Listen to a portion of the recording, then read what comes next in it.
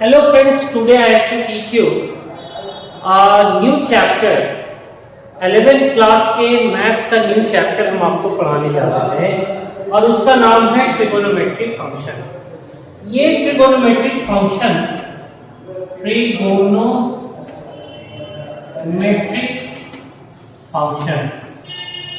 इसमें ज्यादा डिटेल्स में नहीं जाकर के मैं डायरेक्ट टॉपिक पे आता हूं जिससे कि आपको क्वेश्चन सॉल्व हो सके। ट्रिगोनोमेट्रिक फंक्शन में जो सबसे पहले स्टार्ट करना है या जो सबसे पहला टॉपिक पढ़ना है वो है एंगल। इसके प्रीवियस क्लास में आप जानते हैं कि what is an angle. Angle होता क्या है? एक्चुअली दो लाइंस है या you can say this is a रे, टू रेज। अगर वो एक पॉइंट से निकलता है तो उन दोनों रेज के बीच जो इंक्लिनेशन है उसी को एंगल बोलते हैं। The inclination between the two rays is called angle simply. वैसे एनसीईआरटी के बुक में जो डेफिनेशन दिया हुआ है वो कुछ और ही है और वो डेफिनेशंस आपको कहता है कि रोटेशन ऑफ द रेज, क्या बोलता है कि ये रोटेशन ऑफ द रेज है इन कंपैरिजन टू या with the reference of initial point. ये आपका इनिशियल एक्सिस है, इसको बोलते हैं इनिशियल एक्सिस। इनिशियल पॉइंट भी बोल सकते हैं, इनिशियल एक्सिस भी बोल सकते हैं। तो ये आपके एनसीईआरटी बुक में जो एंगल का डेफिनेशन देता है वो कहता है कि ये क्या है, ये मेजर ऑफ रोटेशन है। Angle is a measure of rotation of a given रे अबाउट इट्स इनिशियल पॉइंट। क्या है एंगल? तो angle is a measure of rotation about it's initial point, about its initial point। ये NCERT का definition है। कहता है कि इसके इनिशियल पॉइंट से जो रोटेशन होता है उसी को बोलते हैं एंगल, उसी के मेजरमेंट को बोलते हैं एंगल। ये तो इनिशियल पॉइंट है, तो फिर इसको क्या कहेंगे डियर फ्रेंड्स? इसको बोलते हैं हम लोग टर्मिनल साइड। इसको बोलते हैं टर्मिनल साइड। ये बात आप ध्यान रखिए। अच्छा, एंगल का सिर्फ यही डेफिनेशन नहीं, यह भी डेफिनेशन सही है कि it is the inclination of, it is the inclination between the two rays, between the two rays. अब कोई बच्चा बोलेगा कि टू रेज एक ऐसे है और एक रेज ऐसे है, तो इन दोनों के बीच कहां इंक्लिनेशन हुआ? तो बिल्कुल इंक्लिनेशन हुआ। आप इसको पीछे बढ़ाइए तो सही, आप इसको जैसे ही पीछे बढ़ाएंगे तो ये कहीं ना कहीं किसी एक पॉइंट में आकर मीट करेगा। And this is the inclination between the two rays. This is, suppose this point is O, then OA and OB are the two rays, and this is the, suppose this is theta, so theta will be the angle. This is the inclination between the two rays. Okay, now we have to study the measurement system. In 11th class you have to study two measurement system. One is the degree system and other is the radian system. So देखते हैं उसको कि degree system क्या है। Student, अब देखते हैं कि डिग्री मेजर क्या होता है। तो एंगल के मेजरमेंट के लिए दो सिस्टम है, एक डिग्री मेजर सिस्टम और एक रेडियन मेजर सिस्टम। हालांकि और भी कई सिस्टम है एंगल को मेजर करने के लिए, पर अभी हम लोग देखते हैं कि डिग्री मेजर कैसे मेजरमेंट डिग्री मेजर में होता है और फिर देखेंगे उसके बाद रेडियन मेजर में कैसे होता है। तो हुआ क्या कि ये एक रे है, ये इसका इनिशियल पॉइंट है, ये इसका इनिशियल पॉइंट है। अब एंगल बोलते किसको है?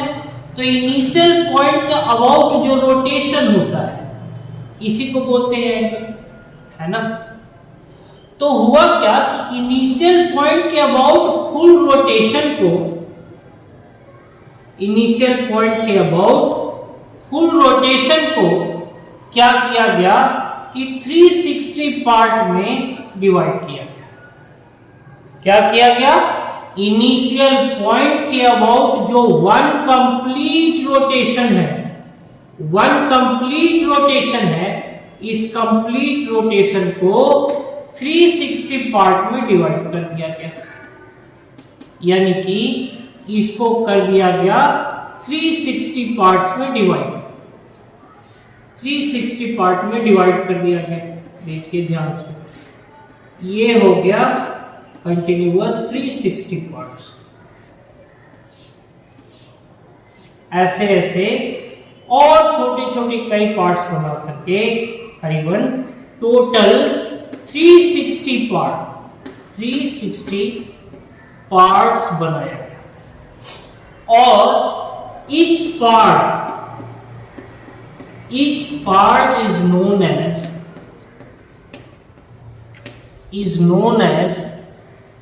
1 degree. Each part is known as 1 degree. So अगर इसको आप 1 डिग्री बोलेंगे, ऐसा ऐसा टोटल 360 पार्ट आपने कर रखा है, so angle in the degree measure in one rotation will be 360 degree. यानी कि therefore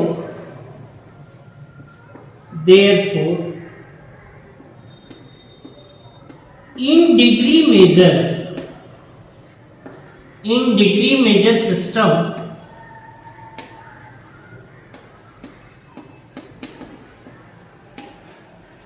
angle in one rotation, angle in one complete rotation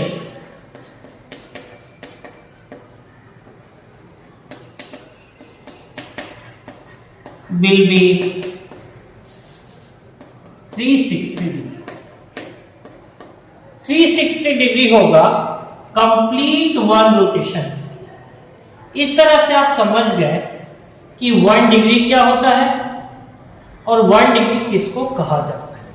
degree major में एक और चीज ये है कि जैसे इनिशियल पॉइंट के अबाउट वन रोटेशन को 360 पार्ट्स में डिवाइड किया गया, ठीक है, और वन पार्ट को 1 डिग्री कहा गया। इसी तरीके से इस 1 डिग्री वाले पार्ट को, इस 1 डिग्री पार्ट वाले को 360 पार्ट्स में फिर से डिवाइड कर दिया गया। Again 1 degree is divided in 60 parts, और हर एक पार्ट को 1 मिनट बोला गया। ये घड़ी का टाइम वाला मिनट नहीं है, ये एंगल वाला है कि भाई हर एक पार्ट को 1 मिनट बोला गया। And each part is called 1 minute. इसको वैसे लिखते हैं 1 मिनट एक डैश दे करके, ये है मिनट। नाउ अगेन फिर से ये जो 1 मिनट का पार्ट है, ये 1 मिनट का जो पार्ट है, इसको अगेन डिवाइड किया गया 60 पार्ट्स में। नाउ या फिर लिखिए again 1 minute is divided, 1 minute को फिर से डिवाइड किया गया into 60 parts, and each part is called 1 second. इसको ऐसे नोट करते हैं, डिनोट करते हैं 1 से। इट मीन समराइज करके, ये पूरा कहानी को समराइज करके क्या हुआ कि टोटल हो गया, टोटल यानी कि इन वन रोटेशन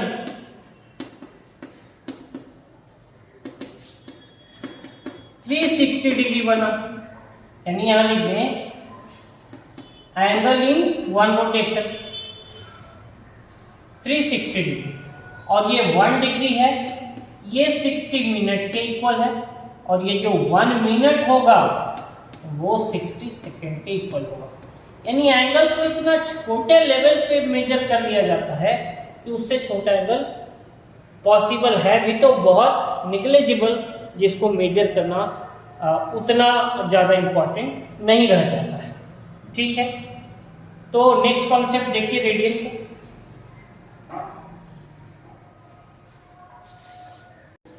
अब देखते हैं रेडियन मेजर। रेडियन मेजर में समझते हैं कि ये एंगल का जो रेडियन सिस्टम है वो होता क्या है। तो उसमें डिग्री मेजर में हम क्या करते थे कि वन रोटेशन को 360 पार्ट में डिवाइड कर देते थे, और उसके हर एक पार्ट को 1 डिग्री बोला जाता था। यहाँ पे जो रेडियन मेजर है इसमें ये ध्यान देना है कि जो एंगल मेजर होता है या जो एंगल फॉर्म होता है वो किसी सर्कल के सेंटर पे होता है और वो आर्क द्वारा बनाया जाता है। यानी कि जितना आर्क रहेगा उतना ज्यादा रेडियन में एंगल फॉर्म होगा सेंटर। इसका डेफिनेशन देखते हैं 1 रेडियन कैसे एंगल बनता है।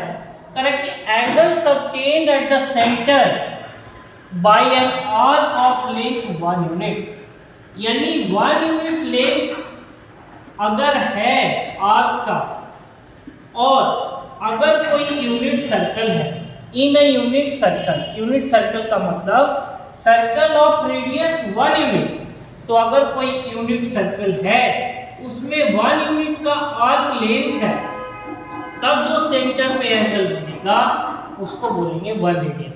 इसलिए डेफिनेशन ये एनसीईआरटी का डेफिनेशन है, इसको समझिए। Angle subtended at the centre by an arc of length 1 unit in a unit circle, और ये यूनिट सर्कल का मतलब दिया हुआ है it's said to have measure of 1 radian. अब एक दूसरी बात को समझिए कि ये तो हो गया कि 1 यूनिट आर्क लेंथ रहेगा तो 1 रेडियन बनेगा, लेकिन जनरल बात अगर एक देखें तो एक सर्कल है, उसका रेडियस r है, अगर उसका आर्क लेंथ l है और वो एंगल रेडियन में सेंटर पे थीटा बनाता है, तो ये रिलेशन जो है theta is equal to l upon r है। ये बहुत ज़्यादा इम्पॉर्टेंट है, यानी कि अगर आर्क लेंथ हमको पता है और अगर रेडियस पता है तो सेंटर पे जो एंगल बनता है वो पता हो जाएगा इस फॉर्मूला से, theta is equal to l upon r से, जहाँ पे ये थीटा जो है ये रेडियन में आपको वैल्यू देगा। किसमें वैल्यू देगा? रेडियन में। एक एग्जांपल ले लेते हैं। A circle whose radius is suppose 3 centimeter, then find the angle in radian by the arc length 6 centimetre. Arc length आपको 6 सेंटीमीटर दिया हुआ है और रेडियस दिया हुआ है 3 सेंटीमीटर। इस कंडीशन में आप theta is equal to l upon r का यूज करेंगे। l का वैल्यू 6 सेंटीमीटर बाई रेडियस का वैल्यू 3 डिवाइड करके आ जाएगा 2 रेडियन। ये हो गया आपका आंसर। अब हम अगले टॉपिक में पढ़ेंगे कि रिलेशन कैसे एस्टैब्लिश करते हैं रेडियन मेजर और डिग्री मेजर के बीच में। अब हम लोग देखते हैं कि रेडियन मेजर और डिग्री मेजर में क्या रिलेशन है। तो एक बात समझिए कि दोनों ही मेजरमेंट, चाहे वो डिग्री मेजर हो, डिग्री मेजर कितना होगा, तो डिग्री मेजर में अगर देखें तो angle in one rotation, one complete rotation लेते हैं, angle in one complete rotation, एक कंप्लीट रोटेशन में जो एंगल बनता है उसको क्या बोलते हैं, 360 डिग्री। 360 पार्ट ही तो था, याद करिए, रिकॉल करिए कि जब हम एक इनिशियल पॉइंट को लेते थे उसके अबाउट में वन फुल रोटेशन होता था, इसको कितना बोलते थे, 360 डिग्री एंगल ही तो बोलते थे, क्योंकि इसको 360 पार्ट्स में डिवाइड किया गया था। उसी तरीके से अगर रेडियन मेजर की बात करें, रेडियन मेजर, तो इसमें angle in one complete rotation, complete rotation is equal to कितना होगा, ये बात समझने वाली है। तो ये फाइंड करना पड़ेगा आपको। कैसे फाइंड करेंगे आप समझिए। ये एक सर्कल है, ये हमारे पास रेडियस है यार।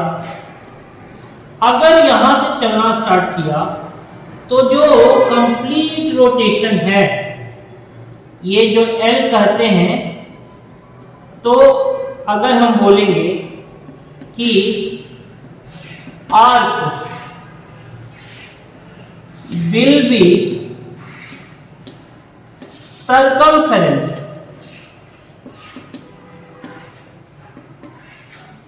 in one complete rotation,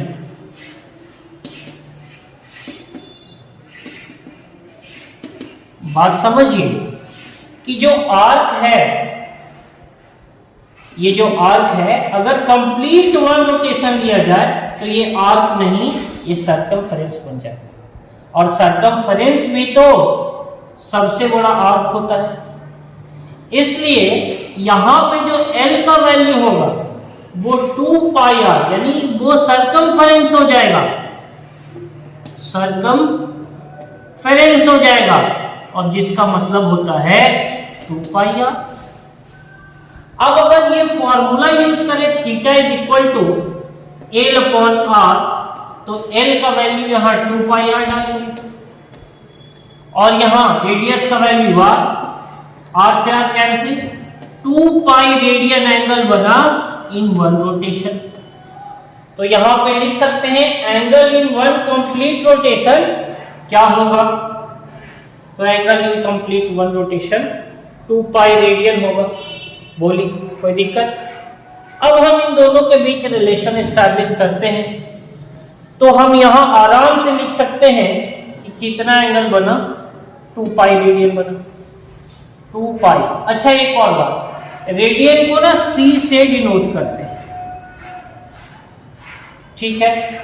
तो अब यहां पे हम रिलेशन एस्टैब्लिश कर रहे हैं, देखिए अब दोनों में, यानी कि एंगल इन वन रोटेशन